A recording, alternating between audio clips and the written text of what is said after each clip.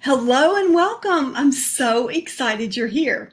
My name is Kim McClure. I'm with KDM Life and Beauty, and you are getting ready to experience mastering the art of classy travel.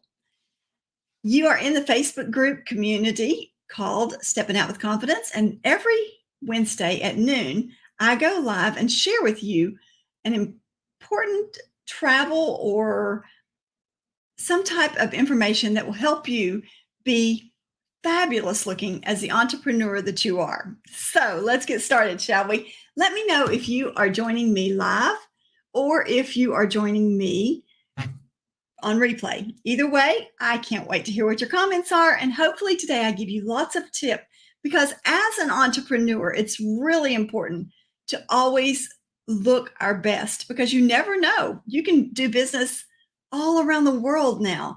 And so it's important to always look your best. Make that 7-second impression count.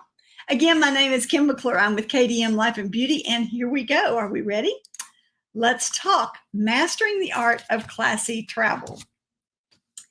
First off, traveling often involves a lot of time in planes, trains, and automobiles. Cute little pun there, wasn't it? To maintain a classy experience and appearance, I suggest carrying a lightweight, wrinkle-resistant fabric blazer. Those are always great. And, or, of course, my favorite thing to travel with is a jean jacket. And then, of course, a wrap of some kind. I'm not crazy over cashmere. Cashmere makes me itch, but I do love a pashmina wrap because you never know how cold it's going to be in the airport. You never know how cold they're going to make the plane. And then, of course, a pair of elevated trousers. And when you're traveling for vacay, you can even use more of a jogger type thing where that you are still classy looking, but you aren't looking like you're wearing pajamas. You get my drift, right? All right. Here is a tip that I learned from fashion stylist Paul Julsch. I think that's the way you say his name. He is with Urbanite Suburbanite, and you can find him on Instagram. So a lot of these tips I'm sharing today are from him, and he is fabulous to follow. So plan your trip by taking the number of outfits day by day. You're going to look at the number of days that you're going to be gone, and you're going to divide that number by 2. That number is going to be the number of bottoms that you're going to need for the trip. Then you're going to pick 2 tops for each bottom. Those are going to be your daytime outfits. And then in the evenings, you'll decide how many evenings you're going to plan to go out. I know I always have these big dreams that I'm going to go out every night, but I spend so much time at the beach. Sometimes I just want to have dinner at the beach. So it's not a big deal. I just go up, change into a sundress and go. But if you want to pack even less than that, you can take this same formula and divide it by 3. So starting at the bottom, number 1, stick to a tight color palette with 1 or 2 pops of color. And by sticking to a narrow range of colors, you can mix and match a whole lot. So bottoms are the basis of your wardrobe. So you're going to pick 3 bottoms if you do a 7-day trip. And then 1 day equals 1 top. So you want 2 tops for each bottom. If you have a top and a bottom that match, you'll get double duty out of both because you can wear it and make it look like a romper, and it looks like a totally different outfit when they both match. Just a little tip there. Next is nighttime fun. Bring the same number of nighttime looks as bottoms. So we said we were going to bring 3 bottoms. We'll bring 3 nighttime looks. And your evening wardrobe can also be used the next day. So think about that. Unless you're out dancing all night, you're not going to get as sweaty as you will during the day at night. And you're not going to be wearing it that long. So keep accessories neutral. You want 2 pair of comfortable shoes or sneakers, 1 flat or sandal, 1 evening shoe, 1 to 2 scarves. And I strongly recommend carrying scarves because they can be used as cover-ups. They can keep you warm on the plane. They're just, you can't travel without scarves. You just can't. I'm just sorry, you just can't. That's my personal opinion. 2 handbags, like a clutch or a crossbody. And then, of course, the tote bag that you're going to be carrying on the plane. And then, of course, jewelry. I take statement necklaces. I take mostly costume jewelry, especially if I'm traveling to a foreign country. And I always carry my jewelry with me in my carry-on because you never know if it's going to make it to the other end. And then another tip is to take neutral shoes. Think maybe metallics or something that's going to go with everything. Then, of course, plan for the unplanned. You might want to pack in some extra tanks and t-shirts because you can put those in the little corners. You can pack them inside of shoes. And then, of course, a cardigan and or a jacket. I've already told you I love traveling with a jean jacket. And sometimes I'll even travel with two jean jackets. I'll take a denim one and then I'll take a white one just for that pop.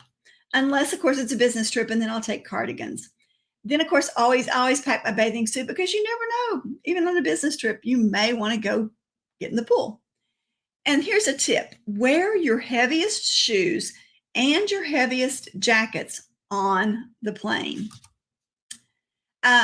Choose wrinkle-resistant fabrics. You want to look great when you get to the other end.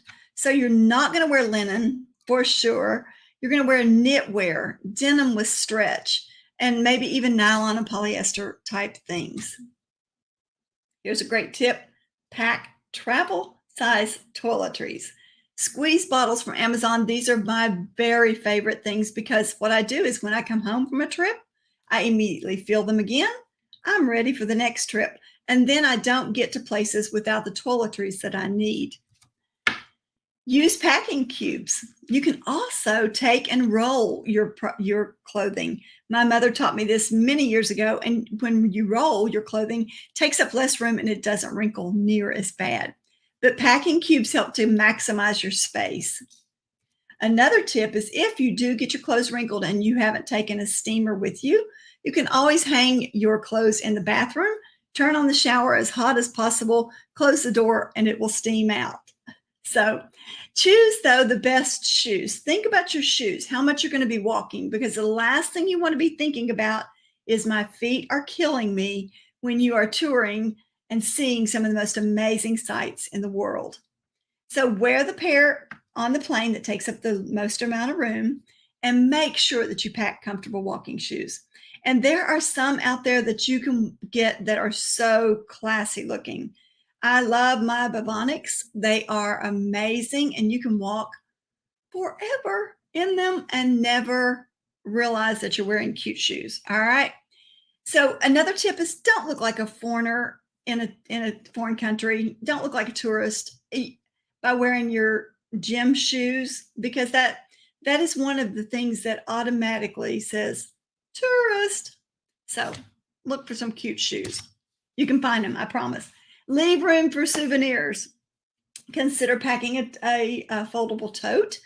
Collect magnets or buy jewelry. I love buying jewelry when I'm traveling because then when I wear them again, when I'm home, it just brings back all those memories. And it's just such a fun way to remember those places that you've been, especially if you're traveling to foreign countries.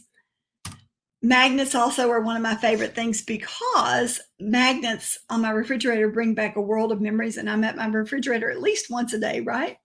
Remember, check your business requirements. Know what they are expecting when you get there if you're going on a business trip. Then check the cultural norms. For example, if you're touring the Vatican, you must have your shoulders and knees covered.